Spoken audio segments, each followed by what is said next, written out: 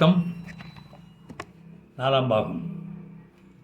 சப்தாஸ்யாசன் பரிதயः த்ரிசப்த சமிதகிருதாக தேவாய தக்யந்தன்வானாக அபத்னன் புருஷம் வசும். என்னுடைய பொருள், இந்த வேள்விக்கு பஞ்சபூதங்கள் இரவு பகல் ஆகிய 7 பிரதிநிதிகளாக ஆயின. 21 தத்துவங்கள் விறகுகள் ஆயின. தேவர்கள் யாகத்தை ஆரம்பித்து பிரம்மாவை ஹோம பசுவாக கட்டினார்கள்.